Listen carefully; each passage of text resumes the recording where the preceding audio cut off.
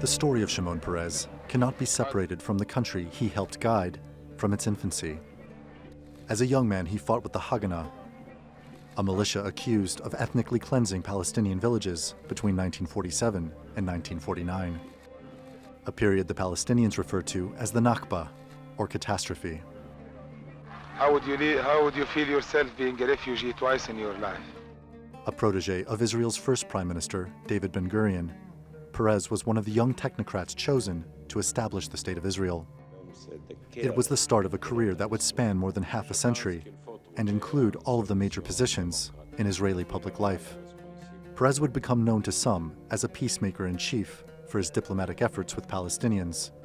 His statesmanship built an unbreakable bond with the United States of America and so many other countries.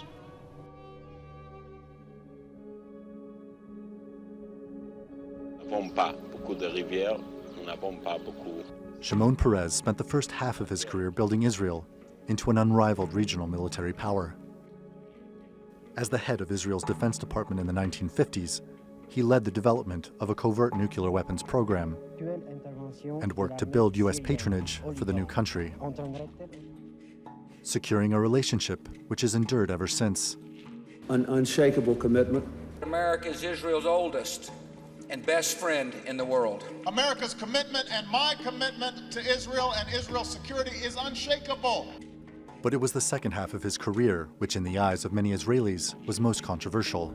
Time will come, and maybe in the near future, that we shall be able to negotiate with them, if not with somebody else. As the Minister of Foreign Affairs, he helped to negotiate the 1993 Oslo Accords, a process which brought one of the biggest hopes for peace with the Palestinians, and for which he was awarded the Nobel Peace Prize, along with Palestinian leader Yasser Arafat and Israeli Prime Minister Yitzhak Rabin, who a year later would be assassinated. Peres would then take over as Prime Minister, his second time in the top job, and the second time without a popular mandate.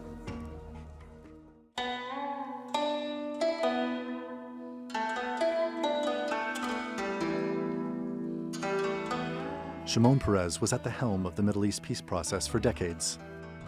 And yet, a resolution to the conflict appears as far off as ever, leaving Perez's legacy as a peacemaker in question. He was accused of ordering an operation which killed more than 100 civilians in Lebanon when he was Prime Minister in 1996, an incident known as the Qana massacre. And throughout his career, he supported the expansion of settlements on Palestinian lands in the West Bank, illegal under international law. He also consistently backed the blockade on Gaza, along with 3 major Israeli offensives on the Strip, which killed thousands of Palestinians. Shimon Peres served as Israel's president from 2007 to 2014, rounding off his career in public life that lasted until he was in his 90s.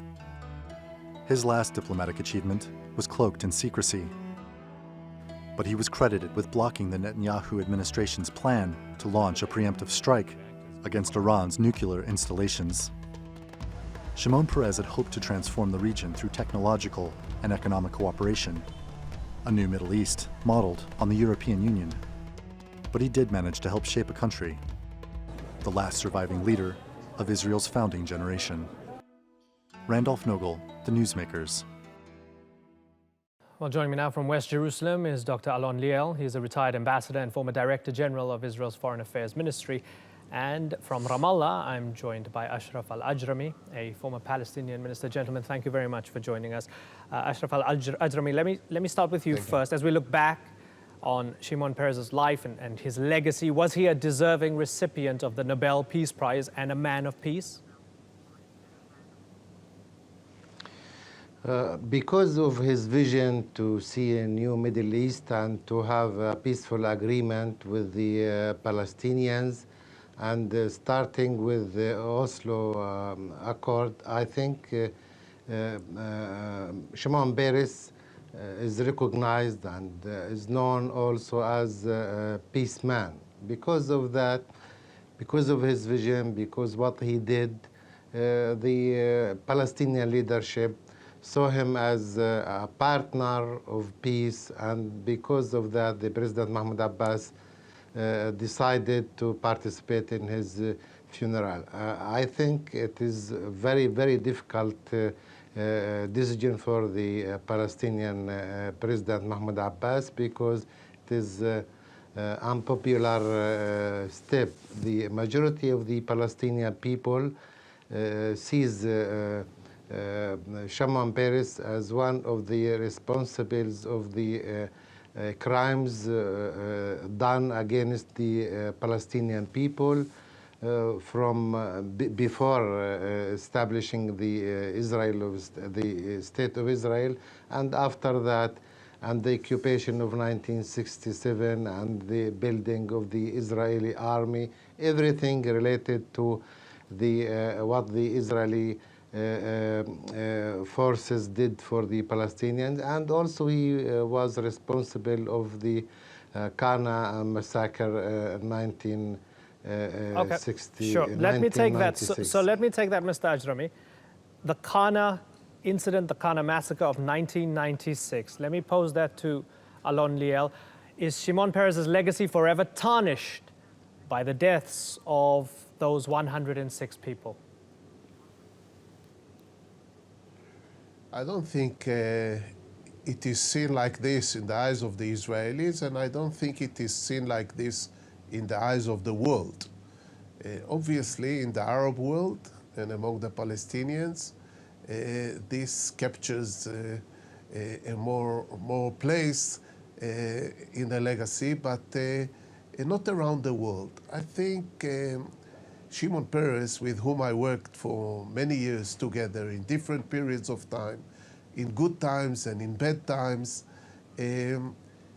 got the world recognition as a result of the peace process, the breakthrough of the peace process.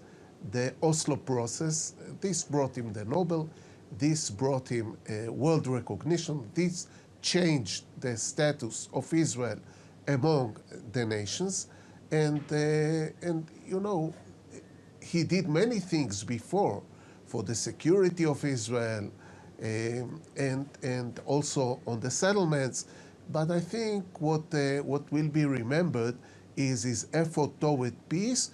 And as you know, this has not been concluded yet. Sure. We don't know how this story, this beginning, will end. Sure, and I don't want to belabor the point, but I do want to just stick with Qana for just a moment, because there was an interesting piece from Robert Fisk where he said, when the world heard that Shimon Peres had died, it shouted peacemaker. But when I heard that Peres was dead, I thought of blood and fire and slaughter. I saw the babies torn apart, shrieking refugees, smoldering bodies. It was a place called Qana, and most of the 106 bodies, half of them children, now lie beneath the UN camp where they were torn to pieces by Israeli shells in 1996. They were, of course, sheltering in a UN compound. So I ask you again, we look at it from a holistic perspective. This was a man who wanted a two-state solution. Yes, on the record, he wanted peace with the Palestinians. I ask you again, don't you think his legacy would be tarnished by the killing of 106 people, half of them children? If you think me, not at all. This region is a bloody region. We fought many, many wars. Shimon Peres had many, many positions. He was prime minister. He was minister of defense. Israel went through many, many wars, many casualties on many sides, and it's still going on. Look what's happening in Syria. Look what's happening all around. This incident will not be dominant in the memory of Shimon Peres. What will be dominant is if there will be two states, he will be seen in history as the guy who made it happen. If there'll be one state, few people will remember him in history.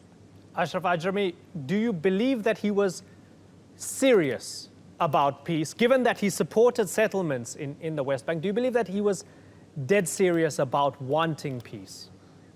Yeah, I think he was serious, but unfortunately he couldn't implement his vision especially because the lack of power, political power in the Israeli political map. Even after the assassination of Yitzhak Rabin, Peres had the opportunity to go ahead and to reach an agreement between the Palestinian leadership and the Israeli government, but he hesitated and he preferred to go to elections to have the mandate from the Israeli people, and after that to go to peace process. But he didn't get this mandate, and he wasted a very precious opportunity to have a solution. After that, he hadn't the opportunity again to go ahead in the peace process, and the whole process was stopped after the assassination of Yitzhak Rabin and the change in the Israeli political map after the winning of Benjamin Netanyahu as Prime Minister of Israel. Because of that, there is the Palestinian people sees Shimon Peres just a peace-talking man, not peace-making man. But is that what you believe, Mr. Ajrami? I believe he is a serious man, and he wants to have a peaceful agreement, but his personality as a leader, all the time he hesitated. He didn't became the first leader in Israel to have a decision like Yitzhak Rabin, or maybe like Sharon, or maybe like Olmert and other. The personality of Shimon Peres is related to hesitating personality. That's really fascinating that you say that, because Alon Liel, in Perez's biography, the writer Amos Oz wrote, his greatest weakness is the unquenchable thirst for love. If he goes to meet with a group of settlers, he needs them to love him. If he meets with a group of post-Zionist radicals, he needs them to love him too. Sometimes the two meetings happen on the same day. Was that an accurate assessment, given what Ashraf Ajrami says as well, that perhaps he didn't have the willpower to push through what he claimed he wanted to push through? What do you think? Yeah. First, the speech of Amos Oz in the funeral was definitely the greatest and the most important speech in this funeral, and I think the world should study this speech. I agree with Ashraf that in the last decade, Shimon Peres didn't have the political power to push forward the idea of two states and peace with the Palestinians. I can testify, working with him between 92 and 96, that not only he wanted to achieve peace, he was the one that convinced us all that this is possible with his vision for the new Middle East. So he was leading the whole Israeli machine toward the idea of peace. When he was a president, he was in fact paralyzed, because in Israel, the presidency is apolitical, and he couldn't really work as a president against an elected government that did not believe in peace. In the last 3 years, he kind of gave up. In a way, I think, surrendered, because he was a very popular figure in Israel by then. And I think to go and speak about peace in the last 3 years would be the end of his popularity. And he decided to stay out of this game, unfortunately. Right, and you're mentioning, some of the more recent history. I want to go back again, just a bit further back, because as we know, he was an old man. He had a long history, multiple roles that as you had mentioned. He was the defense minister for a long, long time. And looking back at the record, he had a role in the development of Dimona and nuclear weapons, what many call a strategic deterrent for Israel in the region. He worked very closely in the 1970s as defense minister with apartheid South Africa, for example. They were no friends of freedom or democracy. They were notoriously anti-Semitic in many ways. He was a pragmatist as a politician, but do you think that he made mistakes? And working with apartheid South Africa, for example, was a mistake. Do you believe that was a mistake? Whom are you asking? I'm asking you, Mr. Liel. Okay. I think the years in which we had the alliance with South Africa, supplying weapons, training the South African army, building the South African military industries, was a mistake, of course. People who did it said we didn't have a choice because the two states, Israel and South Africa, were the pariah states and needed each other and so on. Looking back, it was a mistake, but it was later corrected and by Yitzhak Rabin and Shimon Peres. Shimon Peres was the foreign minister who appointed me the ambassador to Mandela.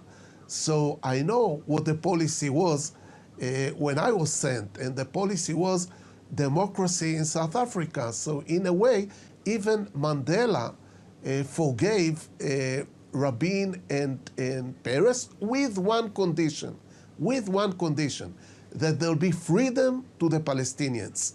And Mandela, I had hours with him about this topic. He said, as long as the Palestinians will not get the freedom, we will not be free here in South Africa, and it's in your hands, in the hands of Rabin and Peres.